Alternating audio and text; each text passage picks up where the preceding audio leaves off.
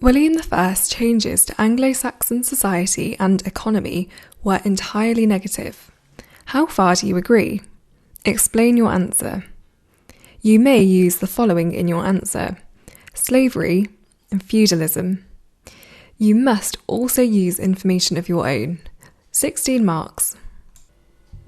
Here's the mark scheme for this question.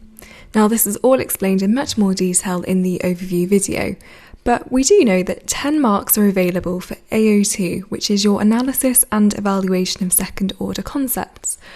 That means that you need to identify what is the question asking you to focus on. Could it be change, continuity, significance, similarity and difference? It's completely up to you. This question also requires you to make a judgment, so you need to have a line of argument. That brings us on to AO1, which is about your knowledge and understanding. So whatever it is that you choose to argue, you need to use your own knowledge to provide evidence to support that argument. Here are the bottom two bands for this question. Again, our overview video explains all of this in much more detail, but have a read through to try and decide where you think your answer would fit. Generally speaking, to score highly on this question, your answer needs to analyse the question, and that means you need to have developed points which draw in relevant evidence.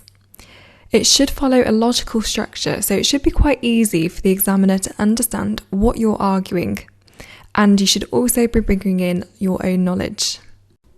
These are the top two bands for this question. Have a read through and try and decide where you think your answer would fit. There are lots of points you could have made for this question, and as long as they're relevant and correct, the examiner will accept. But here are some examples of points that you could have made.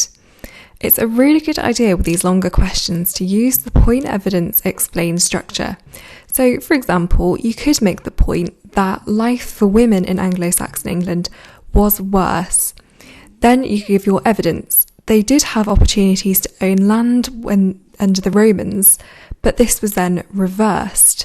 So there's your evidence. Now you need to explain that. You need to link that back to the question. So say that they had fewer opportunities and were therefore worse off in Norman England.